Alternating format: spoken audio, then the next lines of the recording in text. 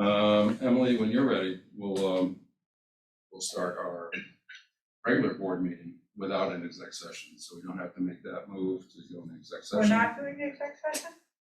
That's what I hear. I got that memo. That we weren't? There will be no exec session. I didn't get the memo, and I actually asked earlier today because I had some questions that about the personnel report that, yeah. So we are going to go in exec session. Yeah, it's just, I just need to ask these questions. Yep. Okay. All right, so I'll make a motion that we go into exec session for the purpose of discussing the employment history of particular individuals. That's all I need to talk about. No, I would second that. thank you, Pat.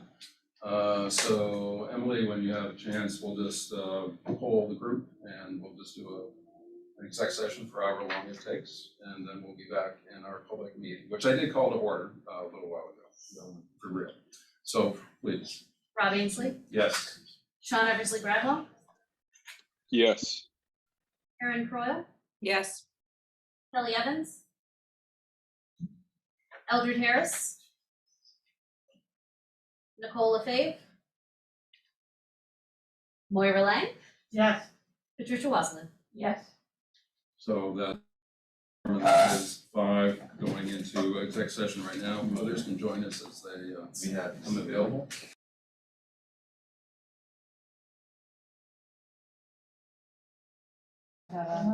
There's Erin, All right. we have a quorum. And others in the room. So, okay, we do have a quorum, we are back. And remind me, we have our agenda as presented. There's no modifications that we need to do, correct? Sean, everybody, we're all good? Thumbs up.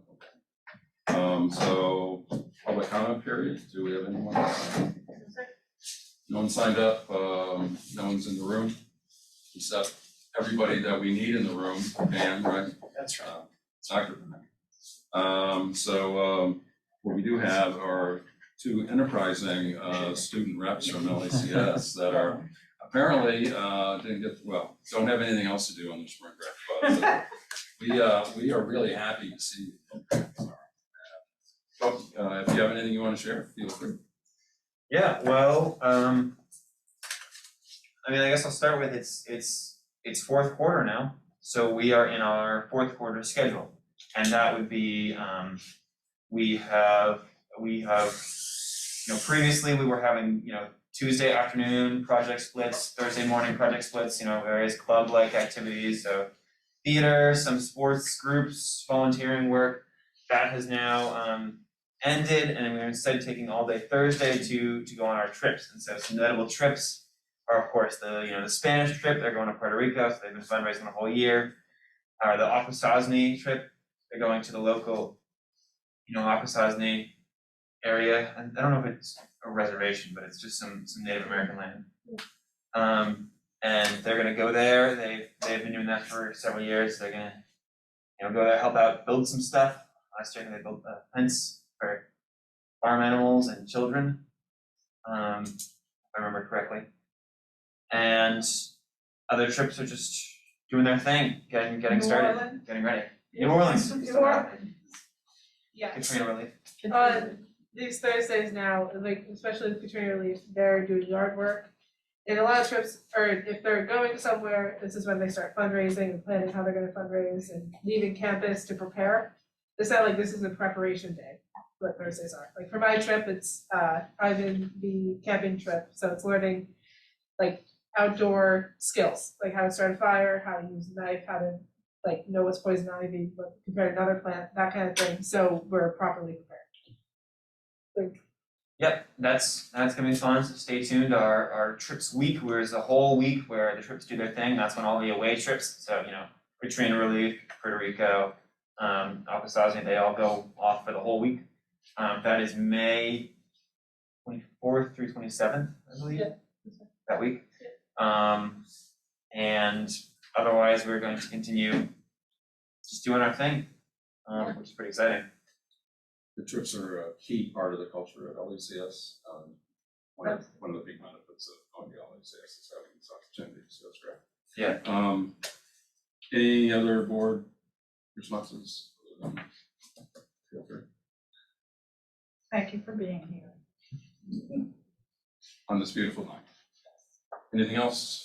So let's keep going and right into consent agenda. I'll move the consent agenda. Second? So we've got Pat, it's actually fairly short because frankly, there's a lot of items that we're going to be voting on separately as far as school district business having to do with the upcoming election in May. And there's various approvals, and so I don't see much here that we can comment on. So Emily, if you would call, well, if there's no other questions, we're good. And so Emily, if you would call the roll. Rob Ainsley, Yes. Sean Eversley Bradwell, Yes. Aaron Croyle, Yes. Eldred Harris, Yes. Moira Lang, Yes. Patricia Wassman. Yes.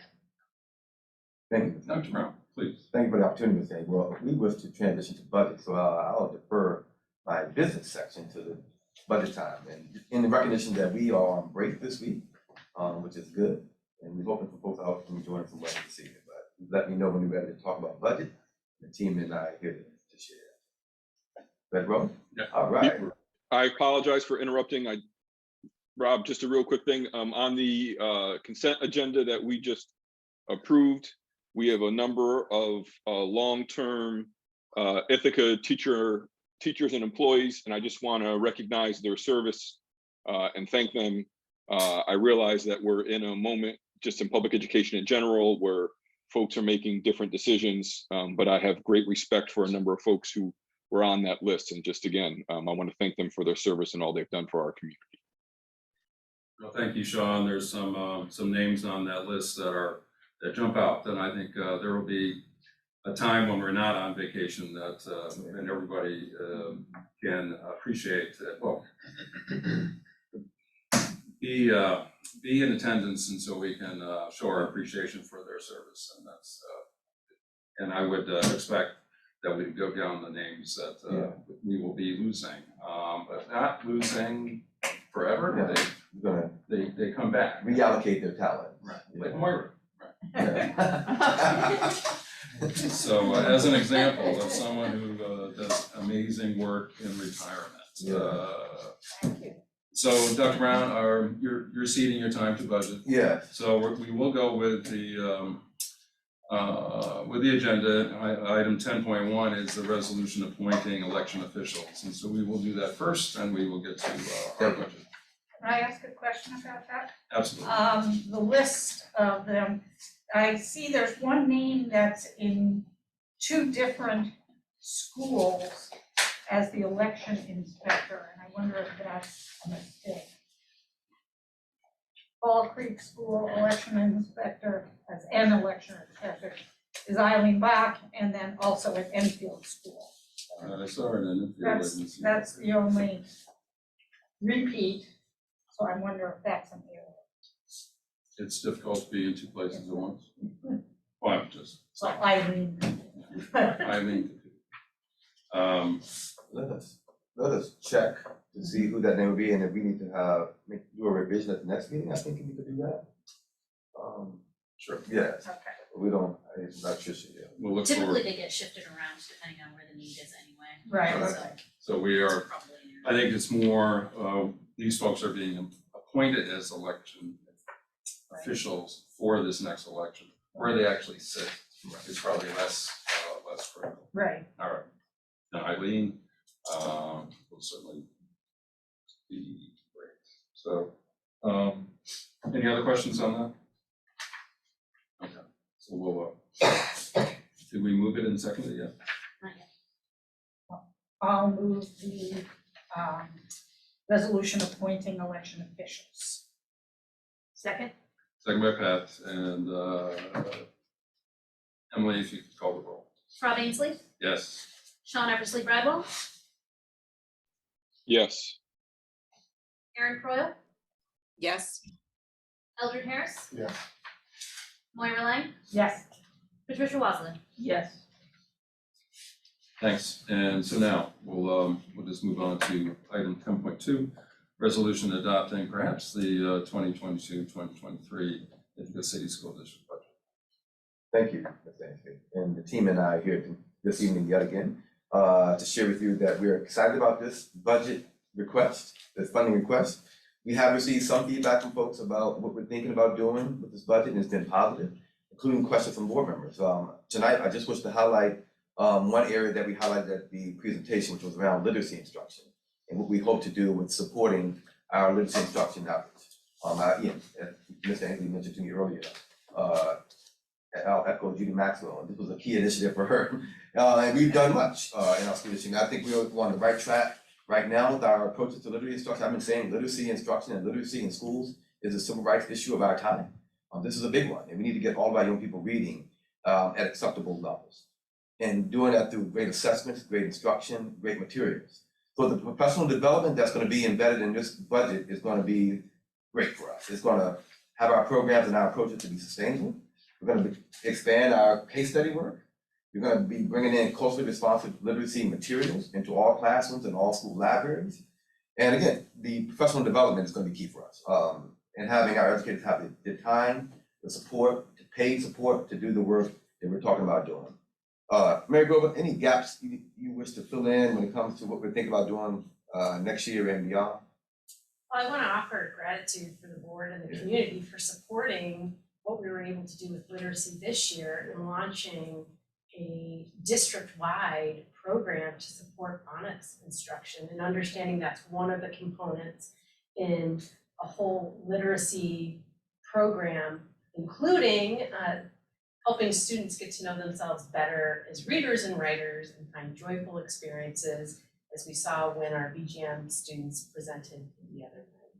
That is what we are aiming to do, and I just want to offer gratitude to the educators who participated this year and took on the new materials and attended the trainings and offered feedback, and for the continued support.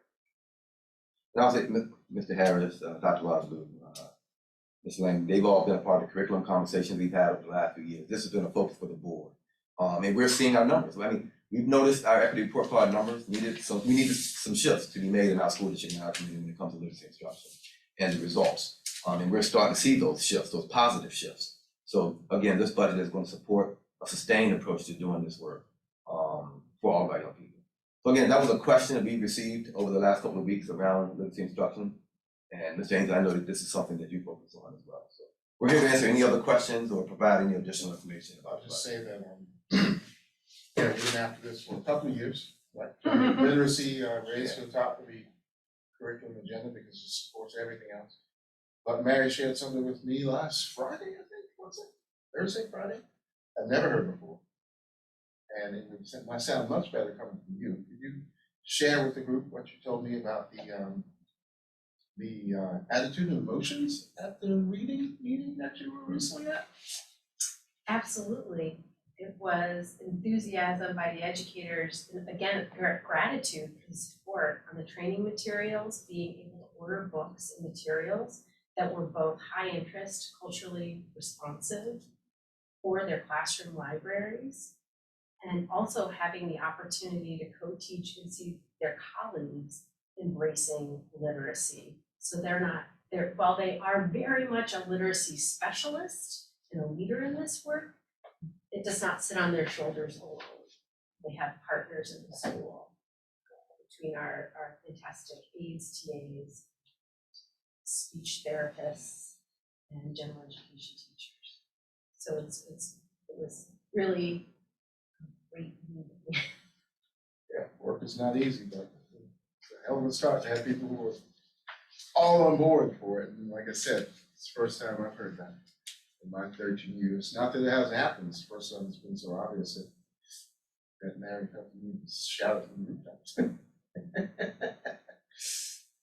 So part of all this is an effort to shift the conversation that we've been dealing with every day is, well, essentially organizations, not just ICSD, the public education, but survival mode, and just trying to get through every day.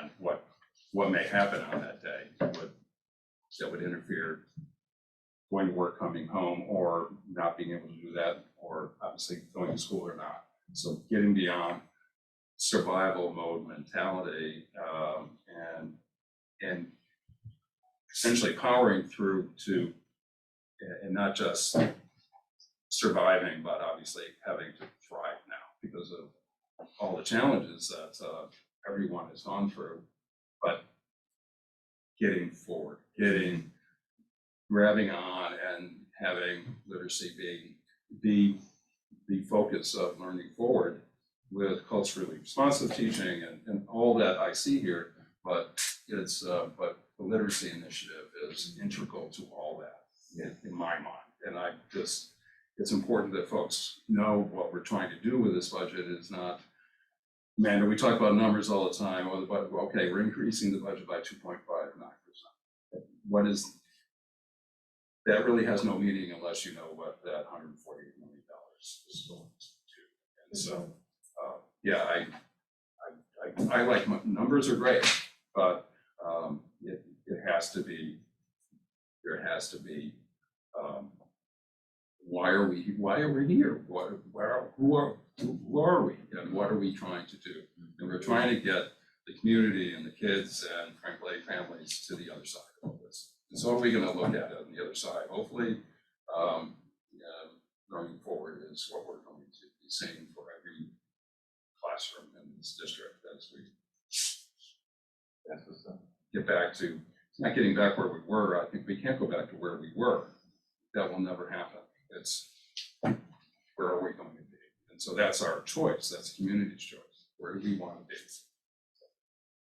I'm excited. Okay. Looking forward to this. Other questions for anyone? Looking over the, line by line budget, today I noticed that in many places, and it's printed in color, it says recode to special aid fund, and I think it might be helpful to get an explanation of what that means. Thank you, Ms. Burke. I'm happy to answer that question. How's your voice? I am so much better than the last time I saw you all, so thank you for allowing me to have my own speaker that I could speak to. It was quite a cold. As we've been developing this budget, right, it's springboarding off of a really unique 2 years prior, because those were both years when federal aid was being delivered to Ithaca City School District and all other districts throughout New York State in the form of either state aid that was coming from the feds and then being pumped through the New York State Education Department, which was 2 years ago, was called the pandemic adjustment. And then last year, federal aid that went directly to the school districts. When we balanced our budget last year and presented a budget to the community last year, we did not have guidelines on how to treat those federal dollars. So those dollars were embedded into the general fund that the community voted on in terms of essentially saying, yes, you will spend those monies on these elements of education. This year, we have very clear guidelines, and also last year toward the end, after the budget was adopted, that those monies can no longer be considered in the general fund. So those monies must be actually placed into what's called the special aid fund. That is not to be voted on by the community, but we wanted to show folks that that is not just revenue, but it actually equates to programming and responses that we felt were really important, that were relative to COVID and our response plan for that. And so those programs will be moving with those monies. So as we promised in Eldred, we've actually tracked special aid. This is not new to us. We've actually talked about special aid in years prior. That's where title monies are, right? Monies for schools that really have maybe a level of poverty that is greater than other schools, that have a level of English language learners that is greater than others. This is no different for us. We'll be tracking those funds in a different manner. And in that budget, for full transparency, we wanted to show the things that would go along with those dollars, not that they're being cut, but that they're being moved and recoded. And so the total amount that's being moved to the special aid fund for this budget is how much money? It's just over $4 million. And so there is also the revenue report that is along with the Right. expenditure report. Those two things go side by side. You'll see last year we had just over $4 million of federal aid that was toward the bottom of the revenue sheet. That goes to zero because that money we cannot count. And then the expenditure money goes along with that, right? So they both go in tandem. And again, we kept descriptions of those monies so that we could build understanding and education purposes for our community so they knew what those monies were for and how long we had them for. And they will go away, right? Now, will they go away after this coming budget year? So there's the one, I think it's the SRSA in that revenue report, the SRSA funds are for 2 years, so it was last year and this year. So we'll be losing, I think that's 2.5 million there. Where you have that in front of you, and then the ARP funds, which is below that, that will go away in year 3. There is we've estimated, we divided it in 2 for the one grant and 3 for the others. It's reimbursement, so we actually have to, submit that we've spent it, and then we get that money sent to the district. They don't just give you the funds, you actually have to prove it. There's tremendous reporting requirements around these federal dollars that we in the business office will manage. We have multiple spreadsheets. We've actually had the team looking those over as well. And a principal actually stepped up to kind of look at that to also say, I'd love to be able to talk with my colleagues and learn more about this. And has been helping sort of identify also that as well. So it's been really wonderful to have the support around those federal dollars. We talked last time a bit about this budget starting to wean us away from these inputs from Title I, these federal programs. That is correct, that's correct. So just because, anytime we get any kind of grants, whether they're federal monies to address obviously the pandemic, or even just grants that, Mary Grover is prolific at, right? We never write them without a sustainability plan in place because those grant funds, they do have an end date to them. And if it is important for us to continue, for example, literacy, mental health services, right? Those are things that COVID really pushed to the forefront. We always knew they were important, but they just like reprioritized them faster, right? We need to be able to have a sustainability plan in place for them. And as Dr. Brown shared during his presentation, this is the start, right? Looking to be able to generate that revenue to be able to support these programs in the future. We must do that now. We do not want to reach year 3, right, when those monies are gone and we do have programs that we must sustain. That would not that would not be responsible of us in any way as a district. Speaking of grants, we got an email about a grant that Mary Grover secured, so maybe we should mention that and remind me and tell people listening what the money is and what it's gonna go for. Yes, and maybe I'll frame it by saying, Mary Grover, during her time here in the school district, has brought close to $4 million in grant funds to our school district. And this most recent grant is a huge one. So one, in appreciation and thanking Mary for the work she's done for our community, bringing that kind of money in through her grant writing, and it's oftentimes in the middle of the night. So thank you, Mary. But would you like to share the great news? Yes, I'm very excited to share one that our students continually make us look really good. So actually writing grants is a real joy in this district because we have the right students.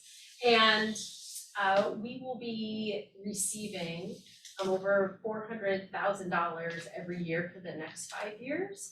And that will help sustain or I should say enhance the literacy work that we wish to do. We have, through our budget, a fantastic 9-month program, but we've also increased in our summer programming through Project Innovation.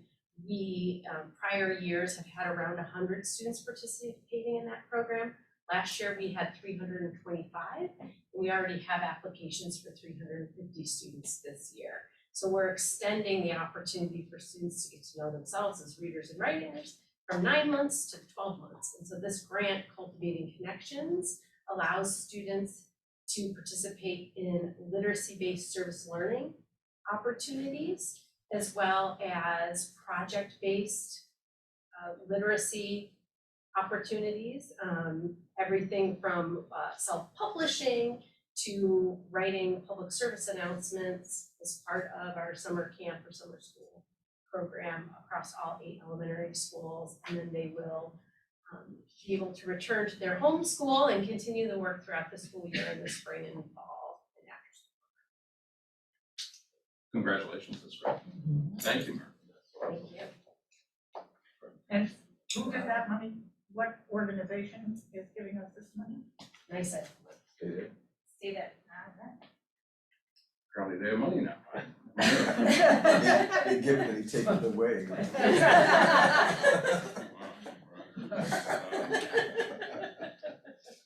Anyway,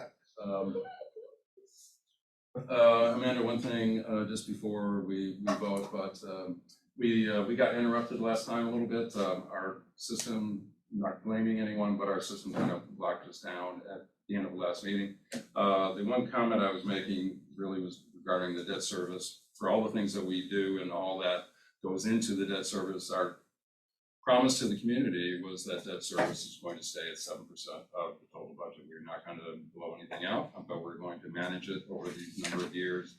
The sequencing of projects, also the sequencing of retiring debt and adding debt. And I have a calculator, right, at work, and so I did the math, and the debt service for this budget is basically spot on 7%. It's 7.02%. And so I'm not sure where that 02 came from, but that's a margin of error that I think is very good with all the variables involved. So meaning, yes, we make promises to the community. In years, $120 million, we're going to ask you to approve that we are going to spend over a number of years in different phases. And we may do something in a school near you really soon, or maybe a few years. But a part of that is keeping those promises and making sure that the budget numbers work as well. But that was the plan. And so far, so good, multiple years in. And so that's credit to you and your team. So that was my last comment the other day, just to make sure that you could hear that in person. Anything else before somebody, we don't have to, somebody needs to make a motion, and but there is a date by which we have to pass the budget. It can be tonight. We have until April 22nd. That is the absolute last date. That would mean that we would just have a special voting meeting, if not tonight. Right. And I do know other districts have voted, but it's a Absolutely. question of, is the board ready to vote? Does the board have other questions at this point? One nuance from last time to this time is we did get our state aid runs, and those are updated in the revenue. That's why we were able to provide that for you. Question, do we still have a quorum? Yes. Yeah. Oh, Eve, I thought you were leaving. I thought I saw you getting ready Thanks for to go. sticking in. Albert needs Came back just for $150 million. 148 to, And 98. yeah, I know, it's that $8, so I'm not sure why we are asking to spend that $8. But anyway, Sean, any comments, questions? No questions. My only comment is to thank folks for a year-long process. All of my questions have been answered either in finance committee or via email. I'm appreciative of the detail with which we engage in trying to find ways to be innovative in terms of how we utilize our resources, how we find resources. Thank you, Mary, and other folks who have done significant amount of grant writing. And so I'm just very appreciative and realize that this is a sizable increase and an increase that at this point in time, looking at what we're facing in projections, seems necessary to be able to continue to provide a high quality education for all of our students. So I just thank you for everyone who works on it. And I look forward to a continued year-long process as we move forward. Thanks, Sean. I Go would ahead. like to make a comment about this budget. In the moving from basing the increase on the tax levy to the tax rate. And that is, over the past few years, some of you might have noticed an enormous building boom in Ithaca. It's kind of obvious. And almost every conversation I've had with people in the general public around the budget is, wow, the Ithaca City School District must be doing great because there's all this new building going on. Like, that's every conversation I've had. You guys must be swimming in money. And I've had to say, no, we have not, because as much as the tax rate, the tax base increases, we have not, as a district, been able to benefit from that because our budget is tied by state law to the tax levy. And so we have only been able, we have stuck with that for years and years and decreased people's tax rate and had about 2% increases. And one of the things people are aware of locally and nationally is increased salaries, increased job dissatisfaction, shortages of employees. And over the last year or two, we have been listening to our teachers union, our employees union, our teachers, all of our employees, our bus drivers, our aides have stepped up to do like the best job possible under horrific circumstances. And it was the decision of the administration and the board to give good raises, to reward our wonderful employees, our teachers' aides, our support staff, to give sizable increases over multiple years. And we could not do that by sticking to the tax levy. So moving to the tax rate is not going to increase anyone's taxes unless they've been reassessed like I was. And that is life, and that is not tied to that, but it will allow us to support everybody who has done such a wonderful job to educate our students who we care about. We care about the people who work for us, and it allows us to put in new programs that improve instruction, which our students desperately need. And so this is the time to do it. I just want people to understand that we do need this revenue, and it is happening in a way that is not going to hurt people. The way the last tax increase we had to put through when the federal funding ran out. It's a responsible and sensible way to move forward to do what we need to do, not just for the students, but for everybody who works for this district. Thank you. You go ahead. Different flavor of the same cola, I guess, that Pat just outlined so eloquently. The pandemic really ripped the Band-Aid off of this society across the board and showed where there were gaps in what we were paying employees, gaps in the services we were providing, gaps in the opportunities that we were presenting to kids, specifically in school. This budget, I feel, actually goes a long way towards closing that gap, allowing us to pay our employees probably what they think they should have been paid a decade ago. So I have some insight into what's happening in other industries, medical profession, prison industrial complex. Keep going down the line. I'm proud to say that I have played some role in working in one that is dear to this community's heart, restructuring our education budget lines. So as Pat said, we can finally provide our youngsters with what they've always deserved. So it's a painful 2 years to get here, but I'm so looking forward to not having to ask Dr. Brown to look under the cushions every month to figure out what he can find this year.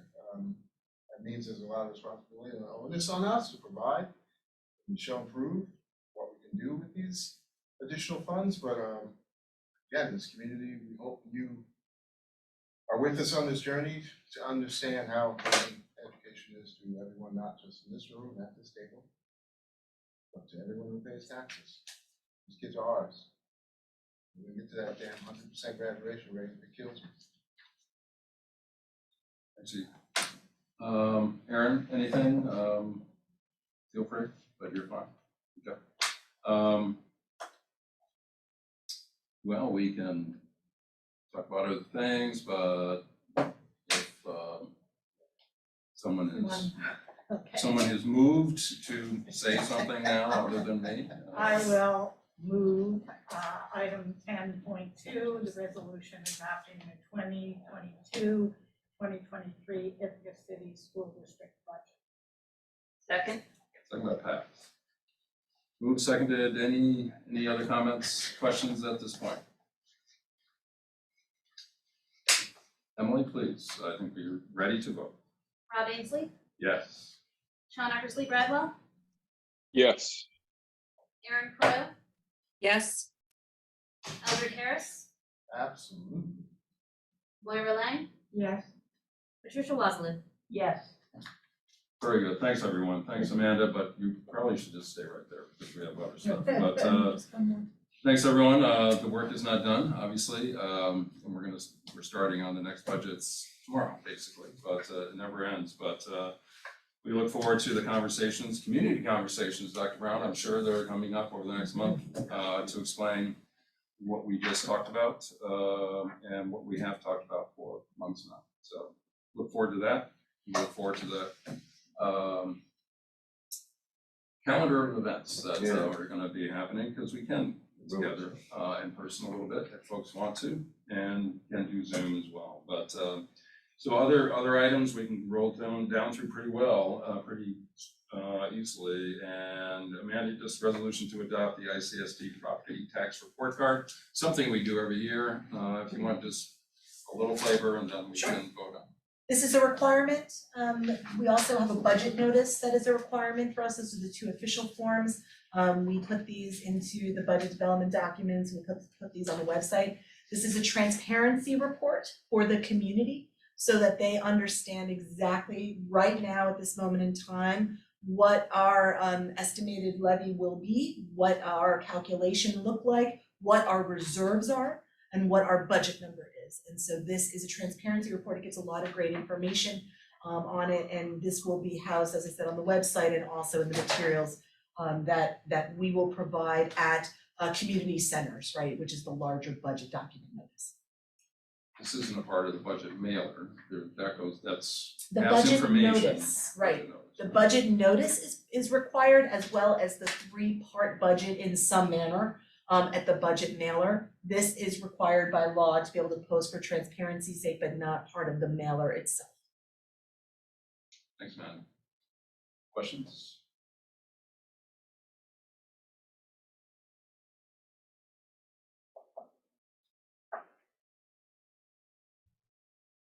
Anybody have an extra copy?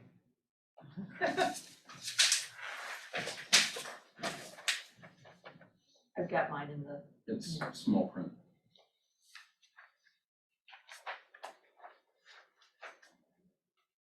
There should be no new information on this sheet. It's all. No. And in fact, you can, if you wanted to, if you're inclined to track fund balances and reserves, right, this, you would find other information about our fund balance and reserves in our audit documents that are also online. Really Right. thick. Really thick toward the end, you can do a, function F and search for reserve, and you'll pop to the couple of pages. We track these. This is, again, there's a certain moment in time where you give a balance, because obviously these items, they earn interest, or we might actually have to use them if there's a liability, right? You dip into them for certain reasons. So this is that moment in time, I believe it's March 30th. This is the balance. And then we also do sort of an estimation of what we believe at the end of the year those balances would be. We don't know that until we close the books, which our fiscal year ends June 30th, 2022. And then it takes the month of July to ensure with the auditors that everything was accounted for properly. There are some things that need, some cleanup in terms of the accounting. And then the audit committee meets in the summer, and then on October, we adopt that audit. So you could follow sort of the track of our reserve and our reporting of those reserves in that manner. I'm curious, so, looking at the report card, retirement, contribution, way down at the bottom. Mhm. So the actual balance is about $500,000 more than the estimated ending balance. Why is that? So what we believe, based on the end of the year, right, if we believe that we will have monies that we'll be able to put into that account to refund it, we actually drew $1 million from that. We're estimating that we would probably be able to put about half of that back into that reserve when we close the year, so that's the difference that you're seeing.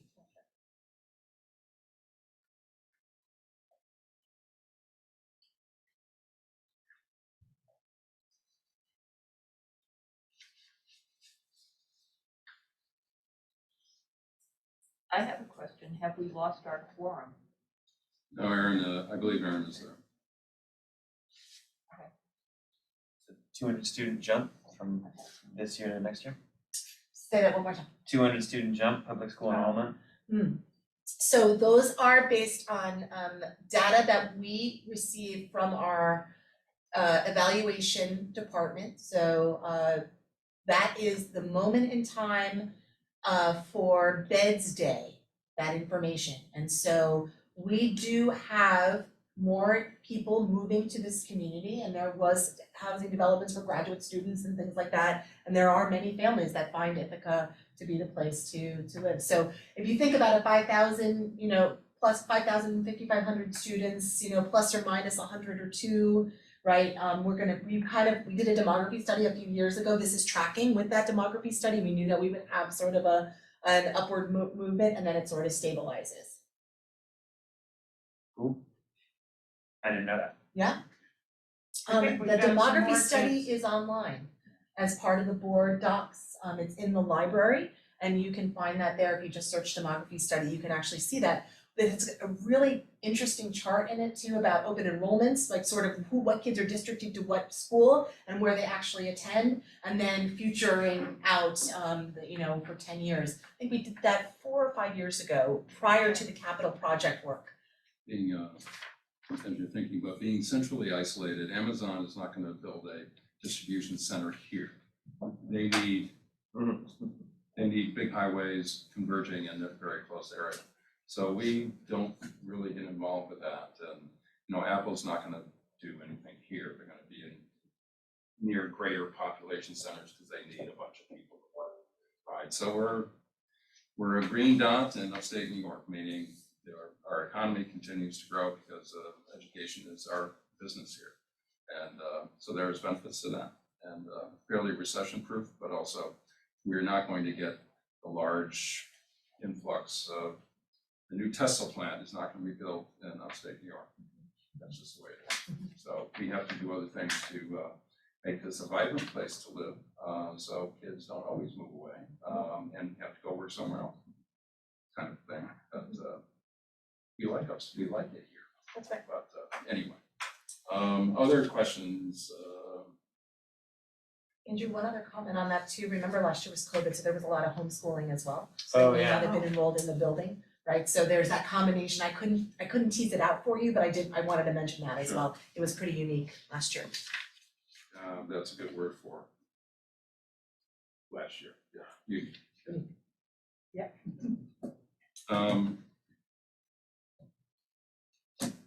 Are we ready to vote on this? I don't think we've had a motion yet, so, Right, and that's, okay. I was leading to that. All right, so I will move, which item are we on? Item 10.3, resolution to adopt the ICSD property tax report card. Second? So about that, I think we've discussed and talked about it a bit, probably more than we usually do, Amanda, so I think. Exciting. But Emily, please go ahead. Rob Ainsley, Yes. Sean Eppersley Bradwell, Yes. Erin Croyle, Yes. Moira Lang, Yes. Patricia Wazelin. Yes. So, next item is the TSD consent Tioga BOCES budget vote. And folks from BOCES came into the presentation to the finance committee, and this, they did report out to the board, and the resolutions below are there in front of us. So they did their presentation. They took questions from the board that was there, and the recommendation from the finance committee certainly is that from being at the meeting, but recommendation would be to certainly go ahead and approve it as we have to by a certain date, and that date is coming up. And we have the opportunity to approve it tonight. So I will move item 10.4, the TST BOCES budget vote. Second? Second by Pat, thanks Maura, and I think Emily, just go ahead and call the roll. We should be able to go through this. Rob Ainsley, Yes. Sean Eversley Bradwell, Yes. Erin Croyle, Yes. Moira Lang, Yes. Patricia Wazelin. Yes. Very good, thanks everybody, and then pretty straightforward, but the BOCES election of members to the Board of Cooperative Educational Services. There are openings, and there are four folks from other districts that are willing to serve, and so we just need to vote on this and cast our votes for the candidates in front of you, Linda, Anne Marie, Danielle, and Shannon. Okay, continuing my streak, I will move item 10.5, TSD BOCES election of members to the Board of Cooperative Educational Services. However, this is how we roll. When you do this business stuff, you just go ahead and run with it, and I will second. thank you, Pat. And so we thank these folks for taking the opportunity to serve on the BOCES board. Where have you been involved up there? It's always interesting. Yes, Yeah. yes. So Emily, please. Rob Ainsley, Yes. Sean Eversley Bradwell, Yes. Erin Croyle, Yes. Moira Lang, Yes. Patricia Wazelin. Yes. And so I think we have one more thing to vote on, maybe vote on. I don't know. It's a policy that you're going to delete, Sean. Two more. Oh, and a few other things too. Another resolution. Yes. For item number 10.6, the policy committee is recommending that we delete policy 9110.2. For our community members to know, we are in the middle of engaging in significant conversations and dialogue about our Title IX policies, about sexual and gender harassment policies. That includes policies that apply to employees and apply to students. This policy was adopted in 1984. We have since adopted other policies that include parts of this language, are much more updated with language that is much more affirming and in keeping with our current practice. So we are not deleting the policy for sexual harassment of employees. We're deleting this policy because it is redundant, and we will continue to engage in conversations about updating our most recent policies as well. So to begin with that said, I move that we delete policy 9110.2 this evening. Second. And I did not mean to interrupt Moira's streak. I apologize, Moira. All right. We moved on to policy, and Sean, this isn't, we don't need two readings. We're just going to delete it, and we just do that right now. Okay, appreciate that. Emily, please. Rob Ainsley, Yes. Sean Eversley Bradwell, Yes. Erin Croyle, Yes. Moira Lang, Yes. Patricia Wazelin. Yes. Thanks, everybody. And Sean, apparently, in order to write better policies there, or get training on policies, there's a policy workshop, and is someone attending? Moira. I'm attending, yes. And it has to do with changes regarding free speech for both employees and students and, What about board members? I I, can say what we want. I'll let you know after we go Okay, to all the. So because of Moira's extreme dedication to not just the board, but the policy committee, I move item 10.7 resolution to attend the NISBA policy workshop. So thank you for looking into this as well, Moira, appreciate it. And I second. Thanks, Pat. And Laura, is it all Zoom or is it? in It's person? Zoom, yes, All it's, right. it's live virtual, which Okay, great. it seems contradictory, but No boondoggle anywhere, nothing. Okay, all right. no, I won't even get coffee. No junkets. No. Wow. But Moira, appreciate your dedication on this policy committee and doing a policy workshop, so appreciate that. Move seconded, Melanie, please. Rob Ainsley, Yes. Sean Eversley Bradwell, Yes. Erin Croyle, Yes. Moira Lang, Yes, Patricia Wazelin. Yes. Thanks, everybody. It really gets us where we need to be at